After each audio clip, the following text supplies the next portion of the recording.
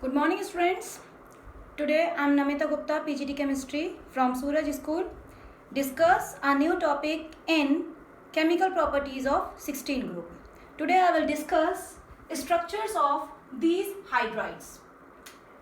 Firstly, I will discuss the structure of water when we will consider Vesper theory.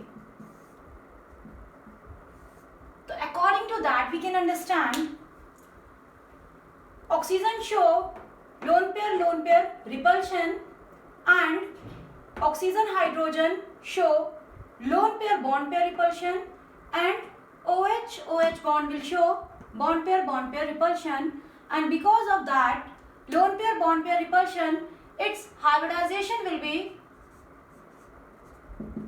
sp3 and its shape will be band.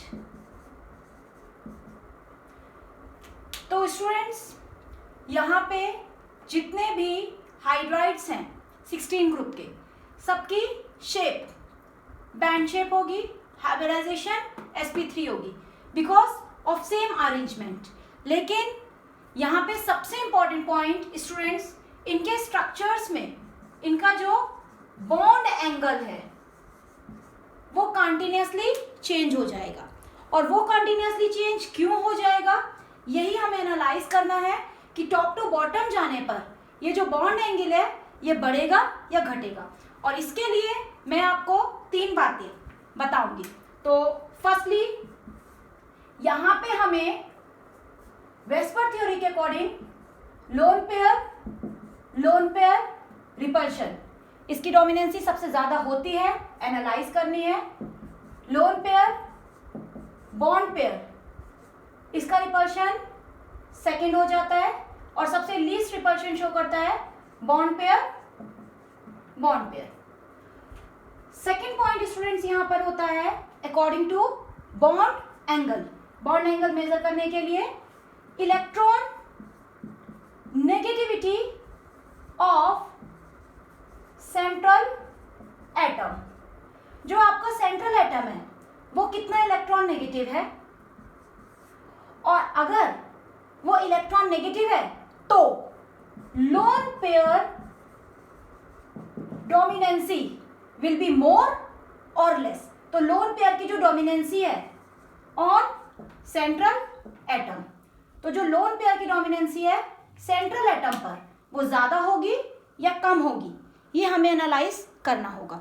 और यही 3 factor हमें ये analyse कराएंगे कि top to bottom जाने पर bond angle किसी भी हाइड्राइड के लिए बढ़ेगा या घटेगा या सेम रहेगा. तो स्टूडेंट्स एक बार इसको एनालाइज कर लेते हैं. जैसा कि आपको ये पॉइंट मैं लास्ट वीडियो में बता चुकी हूँ, from going top to bottom electron negativity of central atom decrease means selenium electro positive है. किसके कंपैरिजन में, ऑक्सीजन के कंपैरिजन में. और अगर ये इलेक्ट्रो पॉजिटिव है तो सोचिए electro positive term lone pair nature में कैसा होता है, इलेक्ट्रोनेगेटिव टर्म को सेंट्रल एटम कैसा है, इलेक्ट्रोपॉजिटिव, लोन पेयर कैसा है, इलेक्ट्रोनेगेटिव. और प्लस और माइनस एक दूसरे को क्या शो करेंगे, एक दूसरे को शो करेंगे अट्रैक्शन. तो क्या ये लोन पेयर को अपने सेंट्रल एटम से रिपेल कर पाएगा, नहीं, ये क्या करेगा, इसे अट्रैक्ट. और just opposite to it oxygen nature में कैसा है स्टूडेंट, मोस्ट इलेक्ट्रोनेगेटिव. और अगर ऑक्सीजन मोस्ट इलेक्ट्रोनेगेटिव है और लोन पेयर भी कैसा है, इलेक्ट्रोनेगेटिव, तो दोनों इलेक्ट्रोनेगेटिव एक दूसरे को क्या करेंगे, रिपेल. और अगर सेंट्रल एटम इलेक्ट्रोनेगेटिव है, लोन पेयर इलेक्ट्रोनेगेटिव होता ही है, इन दोनों के बीच में अगर रिपल्शन फोर्स लगे तो dominancy of lone pair on the central atom will be less. Dominancy of lone pair on the central atom will be less. और अगर ये डोमिनेंसी कम हो गई। तो हम यहाँ से देख सकते हैं ये फर्स्ट फैक्टर और सेकंड फैक्टर दोनों रिसेसिव हो जाएंगे, दोनों कम हो जाएंगे, और इस केस में हमारी डोमिनेंसी हो जाएगी बॉन्ड पेयर की। तो इसी वजह से हम यहाँ बोल सकते हैं, हमारा ये पॉइंट एनालाइज हो सकता है कि central atom will be electronegative, bond angle will be more. तो उस केस में स्टूडेंट्स हमारा बॉन्ड एंगल कैसा हो जाएगा, ज्यादा, क्योंकि लोन पेयर की डोमिनेंसी सेंट्रल एटम पर कम हो जाएगी। तो स्टूडेंट्स आप ये पॉइंट समझ पा रहे होंगे कि टॉप टू बॉटम जाने पर 16 ग्रुप की इलेक्ट्रॉन नेगेटिविटी घटती है, और अगर किसी भी ग्रुप की टॉप टू बॉटम जाने पर इलेक्ट्रॉन नेगेटिविटी घटेगी तो आप ये बात एनालाइज कर सकते हो, इलेक्ट्रॉन नेगेटिविटी घटने की वजह से डोमिनेंसी ऑफ लोन पेयर बढ़ेगी, और डोमिनेंसी ऑफ लोन पेयर बढ़ने की वजह से lone pair as well as lone pair bond pair repulsion ज्यादा हो जाएगा, बॉन्ड पेयर रिपल्शन कम हो जाएगा, लीस्ट हो जाएगा, जिसकी वजह से बॉन्ड एंगल छोटा हो जाएगा। तो होप सो स्टूडेंट ये पॉइंट आपको समझ में आ गया होगा। 16 ग्रुप के हाइड्राइड्स में टॉप टू बॉटम जाने पर बॉन्ड एंगल डिक्रीज होता है, टॉप टू बॉटम जाने पर बॉन्ड एंगल डिक्रीज होता है। तो आप ये पॉइंट नोट कर लीजिए, फ्रॉम गोइंग टॉप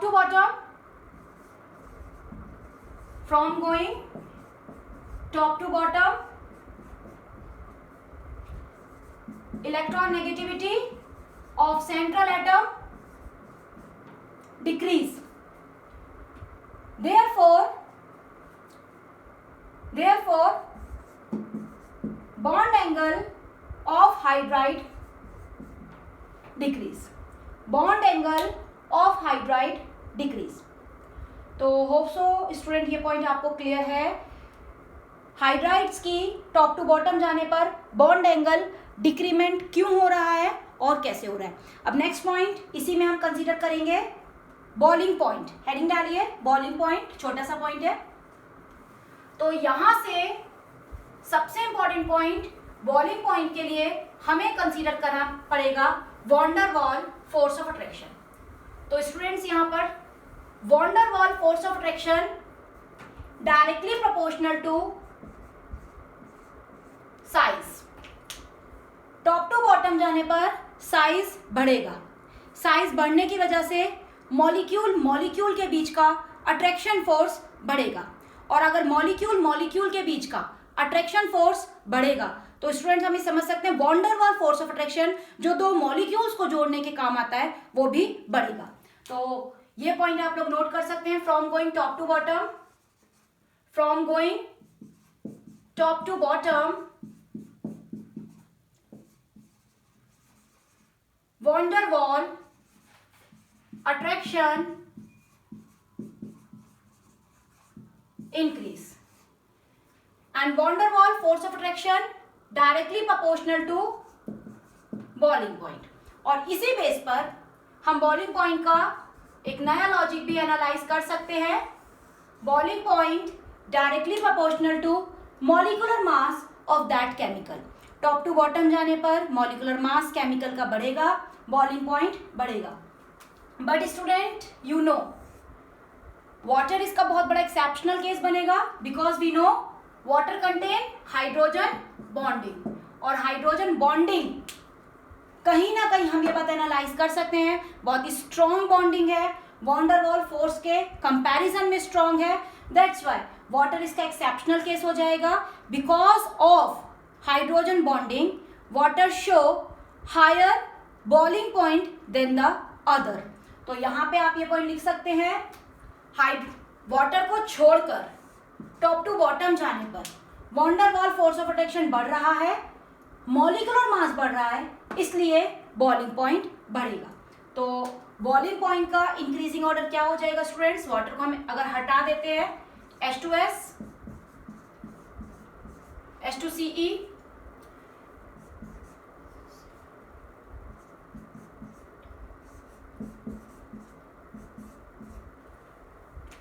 तो वाटर क्यों हट गया, because of hydrogen bonding. Hydrogen bonding की वजह से इसका बॉइलिंग पॉइंट इन सबसे ज्यादा हो जाएगा, हाईएस्ट हो जाएगा। तो होप्स स्टूडेंट आपको बॉइलिंग पॉइंट का ये लॉजिक क्लियर हो गया है। अब इसी में एक छोटा सा क्वेश्चन आ जाता है, वो आप एनालाइज कर सकते हो। Water found in liquid state but H2S found in gaseous state, why? तो because of hydrogen bonding water found in liquid state but H2S not show hydrogen bonding, that's why as usual it will found in gaseous state. तो hope so student ये point हम सबको समझ में आ रहा है। Because of hydrogen bonding water ने किस तरह से एनामोलस बिहेवियर शो किया। अब इसी में एक लास्ट क्वेश्चन, बहुत अच्छा क्वेश्चन बनता है, वो भी आप जल्दी से एनालाइज कर लीजिए। इसी के रिगार्डिंग एक छोटा सा क्वेश्चन है जो बोर्ड में आपको मिलेगा। H2O monoprotic while H2S is diprotic, why? तो firstly protic means H ion donor, means water केवल एक H आयन देगा जबकि H2S 2 H आयन देगा। क्यों? तो स्टूडेंट्स आप इसकी रिएक्शन लिखेंगे। सबसे पहले H2O, नॉर्मली आप सबने ये बात एनालाइज करी होगी, at the presence of electricity water जब ब्रेक डाउन होता है तो it will B form H ion and OH ion, it will B form H ion and OH ion. तो यहाँ पर हम ये बात एनालाइज कर सकते हैं, अगर H2S को आप डिसोसिएट करते हैं तो according to question it will be show complete dissociation. तो यहाँ पे वाटर एक ही H आयन दे पा रहा है, दूसरा H आयन नहीं दे पा रहा, जबकि H2S अपने दोनों H आयन दे पा रहा है। क्यों? तो यहाँ पे आप सिंपल सा टर्म इलेक्ट्रोनेगेटिव डिफरेंस एनालाइज कर सकते हैं। Oxygen is most electronegative element, hydrogen is most electropositive element, both will be show stronger force of attraction. Stronger the force of attraction, leaving tendency of hydrogen will be difficult.